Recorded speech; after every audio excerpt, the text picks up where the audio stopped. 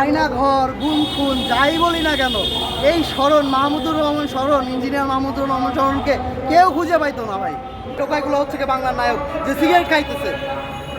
আমাদের সমাজ এই টোকাইদেরকে রাস্তায় থাকার পারমিশন দেয়, কিন্তু পারমিশন দেয় না যে এদেরকে আমি ধরে নিয়ে এসে শিক্ষার একটা ব্যবস্থা করে দিব, ভালো একটা পরিবেশ দিয়ে দিব, যেন নেশামুক্ত তারা জীবনযাপন করতে পারে। ভাই ক্ষুধার তাড়নায় থাকলে আপনার সরকার তো সর্বশক্তিমান একটা প্রতিষ্ঠান। সরকার যদি হচ্ছে গিয়ে প্রত্যেকটা মানুষের পাশে না থাকে, এই মানুষগুলোর যদি পেটে ক্ষুধা নিয়ে হইতেছে চলাচল করে, তাহলে তারা চিন্তাই করবে না তো কী করবে, ডাকাতি কিনা করবে না তো কী করবে।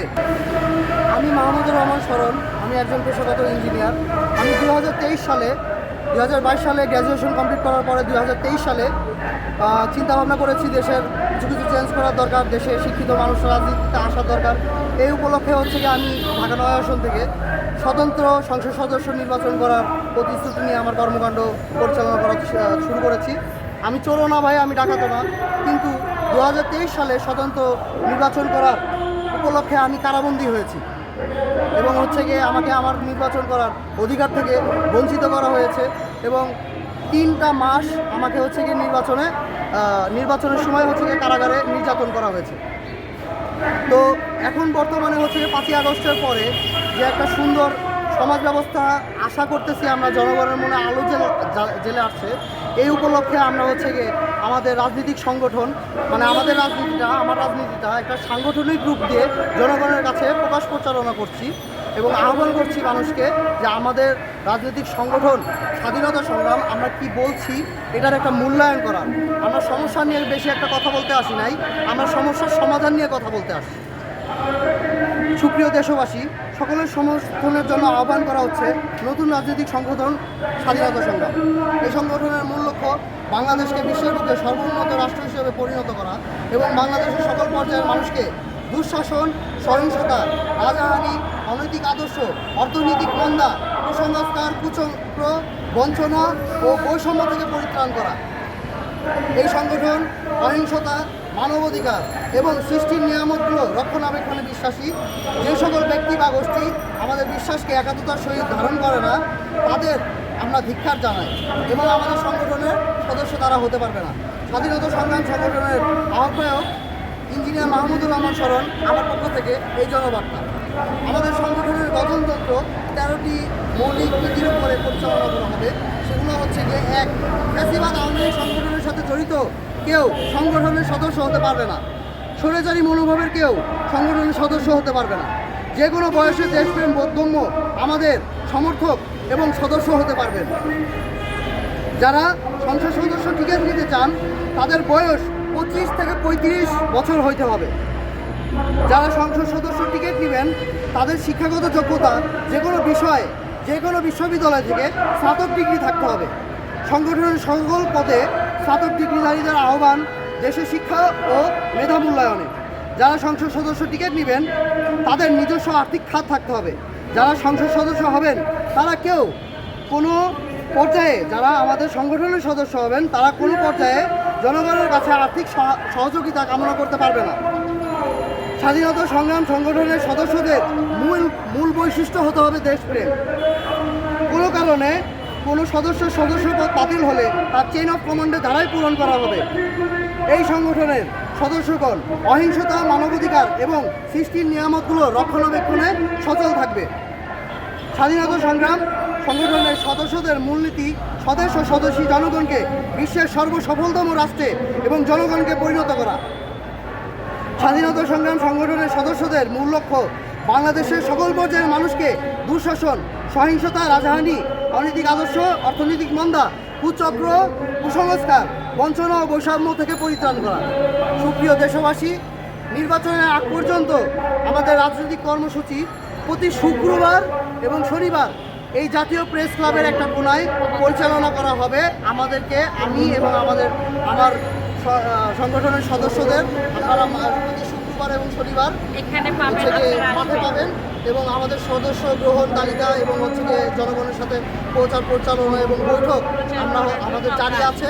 আপনারা আমাদের মতামত জানাবেন এবং হচ্ছে গিয়ে আপনারা আর আমরা মিলে মানুষের উপরে যে নির্যাতন যেন হচ্ছে গিয়ে ভালো একটা আমরা চাই দেশের জনগণের কাছে।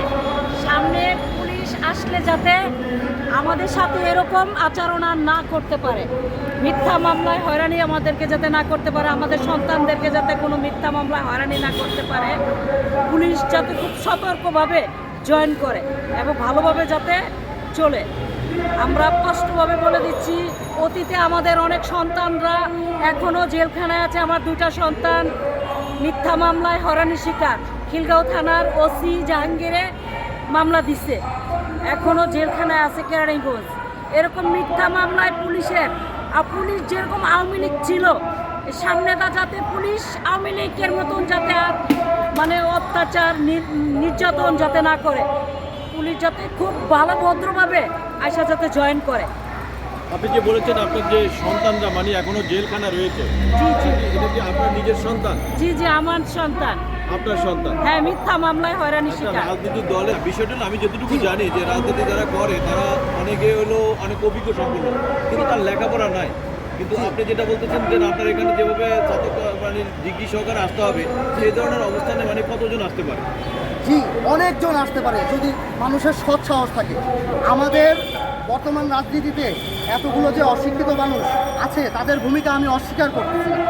কিন্তু আমি বলতে চাচ্ছি যে 71-72-এর পরে যে বাহিনী সংগঠিত করে পাকিস্তান হানাদাররা এবং বাংলাদেশের বিভিন্ন কুচক্র হচ্ছে গিয়ে বুদ্ধিজীবীদের হত্যা করেছে, এই কারণেই কিন্তু বাংলাদেশকে এতদিন মূর্খতার উপরে ভর করে চলতে হয়েছে। কিন্তু এদের ভিতরেও অনেক মানুষ আছে যারা 52-54 বছর বাংলাদেশটাকে টিকিয়ে রাখছে। সবাই যে একেবারে মাথাভ্রষ্ট, মদভ্রষ্ট, পাগল, উন্মাদ, আমি তা বলছি না, এদের ভিতরেও ভালো মানুষ আছে। কিন্তু এখনকার সময় 2024 সালের এখন একটা সময় আমরা এই অজুহাতটা দিতে পারবো না যে বাংলাদেশে কোনো শিক্ষিত মানুষ নাই, নৈতিক মানুষ নাই, বিবেকবান মানুষ নাই। 5ই আগস্টের এবং জুলাইয়ের সংগ্রাম, এই সংগ্রামের নেতৃত্ব কিন্তু ছাত্ররাই দিয়েছে, যারা কোনো দলের সাথে জড়িত ছিল না। যারা দলের সাথে জড়িত ছিল তারা বিগত সরকারের আমলে বিভিন্ন সময় আন্দোলন করেছে, কিন্তু তারা পুরোপুরি অসহিংস আন্দোলন করতে পারে নাই। সেজন্য তারা হয়তো হচ্ছে গিয়ে সমর্থন বাংলার মানুষের পায় নাই, যার জন্য তারা এককভাবে হচ্ছে গিয়ে সরকার পতন করতে পারে নাই। আপনার তো একটা নিবন্ধন নেই একটা প্রতিষ্ঠানের, আপনার এই দলটা কি এবার সারা বাংলাদেশে একদিন করে সদস্য 300 আসনে কি সদস্য দিয়ে আপনি নির্বাচন করার পর প্রতিজ্ঞাবদ্ধ আপনি কি করতে পারবেন? ইনশাল্লাহ এটা সম্ভব, কারণ আমি জুলাই এবং হচ্ছে গিয়ে আগস্টে মানুষের যে অনুপ্রেরণা দেখেছি, শিক্ষিত মানুষের যে অনুপ্রেরণা দেখেছি, তারা প্রত্যেকে একটা সুন্দর দেশ চায় এবং এগুলার সমাধান নিয়ে যারা কথাবার্তা বলবে তাদেরকে আমি সমর্থন করি। এমন না যে হচ্ছে গিয়ে আমার সংগঠনই হচ্ছে গিয়ে আসলে বাংলাদেশে হচ্ছে গিয়ে পুরো সব কিছু ঠিক হওয়ার সম্ভাবনা আছে। একটা নতুন সংগঠন হিসাবে আমাদের বহুত রাস্তা চলা বাকি আছে। আমরা আমাদের ন্যূনতম যেই জিনিসগুলা, স্ট্যান্ডার্ডগুলা, সেগুলো 24টা পয়েন্টের মাধ্যমে আমাদের নির্বাচনী ইশতেহার মানুষের কাছে প্রচারণা করা শুরু করে দিয়েছি। আপনাদের ব্যক্তিগতভাবে কোনো আপনার এই যে প্রতিষ্ঠানের এই সংগঠনের কোনো পার্টি অফিস রয়েছে কিনা? যে আমাদের স্থায়ী পার্টি অফিস আছে, আমাদের স্থায়ী পার্টি অফিস হচ্ছে গিয়ে খিলগাঁও, তিলপাপাড়া, কালভাট এলাকা। এই মুহূর্তে আমি যে জিনিসটা জানতে চাচ্ছি আপনার কাছ থেকে, যে আপনি এই জাতীয় প্রেস ক্লাবের সামনে যে এইভাবে আন্দোলন করে বা এইভাবে বিষয়গুলো জানিয়ে কতজন আপনার সদস্য মানে এইভাবে আপনার থেকে অন্তর্ভুক্ত করতে পারবেন বা ধাবিত করতে পারবেন? ভাই, আমি গত সপ্তাহে শুক্রবারে আসছি, কালকে আসার চেষ্টা করেছিলাম, আজকে আসছি। এ পর্যন্ত যতদিনই আসছি ততদিনই হচ্ছে গিয়ে ভালো পরিমাণে সাড়া পেয়েছি এবং সদস্য সংখ্যাও আমাদের ক্রমান্বয়ে বাড়তেছে। এবং হচ্ছে গিয়ে সপ্তাহের যে হচ্ছে গিয়ে শনি, রবিবার এবং কর্মসূচি যে কর্মদিবসগুলো থাকে, সেই কর্মদিবসগুলোতেও হচ্ছে গিয়ে আমরা অনলাইন প্ল্যাটফর্মের মাধ্যমে হচ্ছে গিয়ে সাড়া পাচ্ছি, বিপুল পরিমাণেরই সাড়া পাচ্ছি। আপনার দলের একজন সদস্য, তার সন্তান মানে জেল হাজতে এখনো, আপনি তাদের জন্য কি করতে পারবেন? দেখুন, আমি তো একা কোনো কিছু না, আমার তো 2টা হাত 2টা পা। আমি আপনাদের সকলকে একত্রিত হওয়ার আহ্বান করতে পারি। আপনারা সকলে যদি একত্রিত হইতে পারেন তাহলে অনেক কিছু করা সম্ভব। দেখেন ভাই, আমাদের বিচার বিভাগ এমনভাবে তৈরি করা হয়েছে, আমি যদি ভুক্তভোগী হই, আমার পকেটে যদি টাকা না থাকে, তাহলে আমার বিচার পাওয়ার কোনো অধিকার নাই, কারণ আমি উকিল পাবো না। কয়টা সরকারি উকিল কয়টা ভুক্তভোগীর জন্য দাঁড়িয়ে যায়? আর যেই উকিলগুলো দাঁড়ায়, ঠিক আছে, তারা হচ্ছে গিয়ে এই ভুক্তভোগীদের মিথ্যা আশা দিয়ে তাদের ডেট দেয় আর টাকা নেয়, ডেট দেয় আর টাকা নেয়। দেখেন ভাই, আমার ব্যানারে হচ্ছে গিয়ে একটা ছবি দেওয়া আছে পুলিশের, এই ছবিটা নিয়ে লক্ষ্য করলে দেখতে পারেন টোকাই শিশু সে সিগারেট খাইতেছে। আর হচ্ছে গিয়ে একটা মুরব্বী দাঁড়ায় রয়েছে যাদের আমরা নাম না গুণ করি যে রাজনীতিতে মুরব্বীরা আসবে, ঠিক আছে। এই মুরব্বী মানুষ হাসতেছে, তাকে বাহাবা দিতেছে এবং পুলিশ, ঠিক আছে, যারা আমাদের আইনের রক্ষক, ঠিক আছে, সে ছবি তুলতেছে। কারণ হচ্ছে কি সে হচ্ছে কি বাংলার নায়ক, এই টোকাইগুলো হচ্ছে কি বাংলার নায়ক যে সিগারেট খাইতেছে। আমাদের সমাজ এই টোকাইদেরকে রাস্তায় থাকার পারমিশন দেয়, কিন্তু পারমিশন দেয় না যে এদেরকে আমি ধরে নিয়ে এসে শিক্ষার একটা ব্যবস্থা করে দিব, ভালো একটা পরিবেশ দিয়ে দিব যেন নেশামুক্ত তারা জীবনযাপন করতে পারে। ভাই ক্ষুধার তাড়নায় থাকলে আপনার সরকার তো সর্বশক্তিমান একটা প্রতিষ্ঠান। সরকার যদি হচ্ছে গিয়ে প্রত্যেকটা মানুষের পাশে না থাকে, এই মানুষগুলোর যদি পেটে ক্ষুধা নিয়ে হইতেছে চলাচল করে, তাহলে তারা চিন্তাই করবে না কি করবে, ডাকাতি করবে না কি করবে। তাদের যদি ক্ষুধার একটা ব্যবস্থা না করে দিতে পারেন আপনারা, আপনি তাহলে একজন তো সচেতন নাগরিক হিসাবে আপনি নির্বাচন করতে চেয়েছেন, নির্বাচন করতে গিয়ে আপনাকে জেল কাটতে হবে। জি। আপনি এমন কোনো পপুলারিটি একদম চেনা মুখ না, সেলিব্রিটি না যে আপনি দাঁড়ালে আপনি যে এই পক্ষের এগেনস্টে দাঁড়িয়েছেন আপনি হয়তোবা হয়েও যেতে পারেন এমপি, তাহলে আপনার নিয়ে কোনো চিন্তা ভাবনাও করার প্রয়োজন ছিল না। তাহলে কেন বা আপনি সেই সময় জেল কেটেছেন 3 আসলে মাস? আপনারা হচ্ছে গিয়ে এখনো বিষয়টা বুঝতে পারেন নাই ফ্যাসিবাদ কি জিনিস, ঠিক আছে। ফ্যাসিবাদের গায়ে যদি হচ্ছে গিয়ে তার ইচ্ছার বিরুদ্ধে বাতাসও লাগে তাহলেও কিন্তু তার সহ্য হয় না। এটাই হচ্ছে গিয়ে মেন বিষয় ছিল। আমার এলাকায় আমি হচ্ছে গিয়ে শুধু নির্বাচন করার জন্য চেষ্টা করেছি, শুধু তা না, আমার এলাকায় যত ধরনের অনৈতিক কার্যক্রম চলছে তারও বিরোধিতা আমি করেছি। এবং আমার যেই সংসদ সদস্য ছিল আমার এলাকার সাবের হোসেন, তার নেতৃত্বেই বলা চলে আজিজ এবং আনিস, যারা হচ্ছে গিয়ে যুবদল এবং যুবলীগ এবং হচ্ছে গিয়ে বিভিন্ন লীগপন্থী হচ্ছে গিয়ে সংস্থার সভাপতি ছিল, তারা হচ্ছে গিয়ে আমার এলাকার ভিতরে সংসার বিচ্ছেদ রাজনীতি করেছে। একটা ভালো সংসারের মানুষকে, যে সংসারের কর্তাকে বিভিন্ন ধরনের অপবাদ দিয়ে তাদের সংসার ভেঙে দিয়েছে। সংসার ভেঙে দিয়ে তাদেরকে এতিম করে, তাদের বাচ্চা কাচ্চাদের এতিম করে, অসহায় করে, তাদের সামনে টাকা চালাচালি করে লোক দিয়ে গিয়েছে যে আমাদের কাছে আসো, তাহলে আমরা তোমাদের হচ্ছে একটা ব্যবস্থা করে দিব। এই প্রতিশ্রুতির পরিপ্রেক্ষিতে তারা যখন তাদের কাছে গেছে, তখন তারা তাদেরকে দিয়ে মাদক ব্যবসায়ীদের উপদ্রুত করেছে এবং বাচ্চা মেয়েদেরকে পতিতা হিসেবে ব্যবহার করেছে। এবং হচ্ছে কি আমাদের এলাকার যুবলীগের যে হচ্ছে কি সভাপতি আজিজ সাহেব, ঠিক আছে, তাকে সাহেব বলা যায় না, আর শিক্ষাগত কোনো যোগ্যতা নাই, সে একসময় পুলিশের ফর্মা ছিল এবং দুর্নীতিগ্রস্ত ডিবি পুলিশদের মাধ্যমে তারা হচ্ছে গিয়ে আমাদের এলাকার মধ্যে এই কার্যক্রমগুলো পরিচালনা করছে। তাদের বিরুদ্ধে যে কেউ যে কোনো কথা বলছে তাদের নামে অপবাদ দিয়ে দিচ্ছে বিভিন্নভাবে, এবং তাদের নিজস্ব সংবাদ পত্রিকা ছিল পাতানো, যার কোনো নিবন্ধন ছিল না।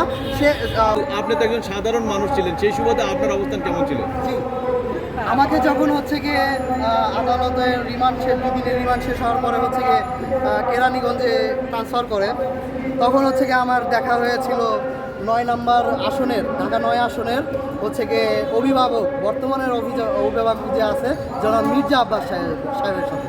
সেও কারাবন্দী, আমিও কারাবন্দী, আমরাও কারাবন্দী ছিলাম। ওখানে ধারণ ক্ষমতা ছিল 4000 মানুষ, ওখানে আমরা মোট কারাবন্দী ছিলাম 5,500।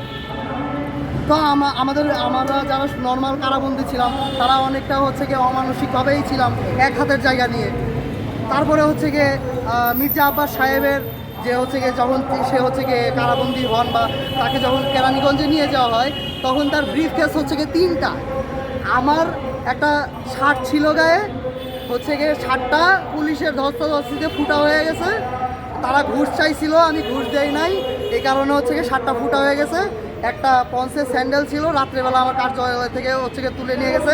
আমার কাছে কিচ্ছু ছিল না, আমি বাসার মানুষের কাছ থেকেও কিছু নিয়ে আসি নাই, কারণ হচ্ছে গিয়ে বাসার মানুষ থানায় আসলে তাদেরকে হ্যারাসমেন্ট করা হবে, এটা আমি জানতাম। তারপরেও হচ্ছে গিয়ে তারা আসে নাই, তারপরেও যে তারা হ্যারাসমেন্টের শিকার হয় নাই, এটা ভুল। আমি কারাবন্দী হওয়ার পরে আমার বাসায় আওয়ামী লীগের লোকজন গেছে এবং তাদেরকে বলা হয়েছে যে আমাকে বিভিন্ন ধরনের অপবাদ দিয়ে জেলে মামলা দেওয়া হবে, এবার আপনারা কী করবেন বলেন। ঠিক আছে, ছেলে যেহেতু অ্যারেস্ট হয়ে গেছে সেহেতু কিছু করার নাই। এখন জানেন তো সমাজ তো টাকার উপরে ঘুরে, টাকা দিলে কিছু হয়তো হচ্ছে গিয়ে কী করা হইতে পারে। আমার পরিবার অত্যন্ত সচেতন পরিবার, আমার পরিবারের অত্যন্ত আশা ভরসা আছে আমাকে নিয়ে, ঠিক আছে। তারা হচ্ছে গিয়ে এই ফাঁদে পা দেয় না। তো পরবর্তীতে জুলাই অভ্যুত্থান এবং আগস্ট অভ্যুত্থান না হলে আয়না ঘর, গুম খুন, যাই বলি না কেন, এই স্মরণ মাহমুদুর রহমান স্মরণ, ইঞ্জিনিয়ার মাহমুদুর রহমান স্মরণকে কেউ খুঁজে পাইতো না ভাই, কেউ খুঁজে পাইতো না।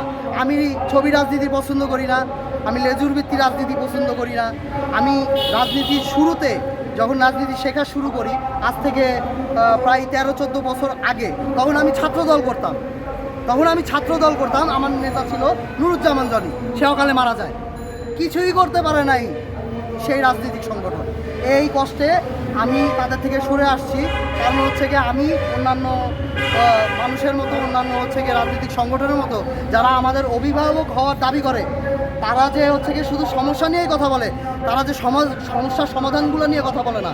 আমি এই ব্যতিক্রমী একটা প্ল্যাটফর্ম মানুষের কাছে তৈরি করতে চাই, যে হচ্ছে গিয়ে আপনারা সমস্যার সমাধান নিয়ে কথা বলুন, আমাদের সাথে সমস্যার সমাধান নিয়ে কথা বলুন, আমরা সমস্যার সমাধান করি।